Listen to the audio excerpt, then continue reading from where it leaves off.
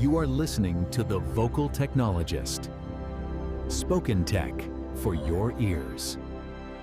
Okay, so what's really buzzing right now, that spot where design meets technology, we've got a bunch of interesting stuff to unpack today. Everything from some game-changing tools for students, right up to how AI is shaking things up, and even some brands kind of rethinking their look. We're going to sift through what we found and pull out the key insights for you. Exactly. The idea is really to cut through all the chatter online. We want to give you some clear, maybe actionable takeaways from a few different places, help you connect the dots on what's unfolding. Right. And speaking of helping people out, there's some fantastic news for students, actually. Framer, the website builder, they're now offering completely free access for students. Oh, completely free. Yeah, full access. We're talking their design canvas, CMS, the wireframer tools, workshop AI, templates, the works. That's like, what, $180 a year about? Just gone. Poof. Free. Yeah. It's a huge leg up for new talent. That really is significant. It's directly investing in the next wave of designers, isn't it? Giving them top-tier tools right from the start. Helps them build skills with what's actually being used out there, and they have to reapply each year, which kind of ensures it stays focused on current students. Yeah, keeps it relevant. So while that's happening, making tools more accessible, there's this other massive shift with AI. It's not just a tool anymore, is it? It's becoming, well, almost a collaborator, or maybe even a replacement in some cases. Like H&M using AI twins. Ah, yes, the AI twins. It's fascinating. They're basically virtual models, but created from scans of real human models. So H&M gets huge control over the digital versions. Need a different pose, different lighting. Just tweak the digital twin. It cuts down massively on photo shoots. But what does that mean for the human models? Well, that's the tricky part. H&M says it supports creativity. It doesn't replace it. But, the obvious implication is, well, you need fewer human model days for the same amount of content. It signals a shift, maybe, where the human role becomes more about guiding the AI, orchestrating things, rather than the repetitive tasks, focusing on the unique vision. That makes sense. It's a different kind of creative input. Yeah. And it's not just fashion, right? We heard from a product designer whose whole workflow has just fundamentally changed since late 2024 because of LLMs. Oh, definitely. They mentioned moving away from traditional design tasks, more towards like code reviews and managing different AI tools. How does that actually feel day to day, do you think? More control or just different?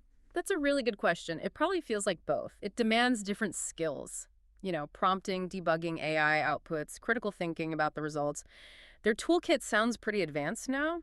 Things like Subframe, UX Pilot for AI design help, Figma's dev mode, Cursor for coding, and then Claude or Gemini for the heavy lifting like architecture or debugging. Wow, that's quite a stack. Yeah, but the key thing they found was giving these tools rich context. That was the breakthrough. Suddenly, design cycles that took maybe a week turned into code iterations finished in hours, getting real stuff in front of users way, way faster. That kind of speed changes everything, which maybe brings us to this whole debate around Apple's new liquid class design language. Seems like it's getting some pushback, people finding it inconsistent, maybe not super clear functionally, a bit too focused on the look, perhaps. Yeah, there's definitely criticism swirling. The main points seem to be that it feels overly prescriptive, maybe prioritizing those visual effects, the translucency, the rounded corners over genuine usability and clarity. It raises that bigger question about brand consistency versus, letting apps have their own identity. Right. Is it becoming too uniform? Some critics are definitely saying that Apple's system is getting too homogenized, maybe a bit restrictive, sacrificing legibility, developer freedom, even the unique feel of an app for this sort of, I think someone called it bland corporate uniformity, like forcing every app into the same suit, whether it fits or not. That's a strong take. Yeah. But okay, on the flip side, not everyone's going down that path. Look at Tripadvisor's recent rebrand by Kodo. They seem to really lean into authenticity, community, real traveler stories, reflecting how they're more than just reviews now, right? A whole travel platform. Exactly. That's a great counterexample. It feels much more human-centered. They refresh the visuals. The owl mascot is more dynamic. The colors are warmer. They're using lots of user photos. It feels like they actively rejected generic trends to focus on their actual users and community. So wrapping this up, what are the big takeaways for you listening? Well, first, design tools are becoming way more accessible, which is fantastic news. Second, AI is profoundly reshaping creative work, not just tools, but the whole workflow, the actual tasks.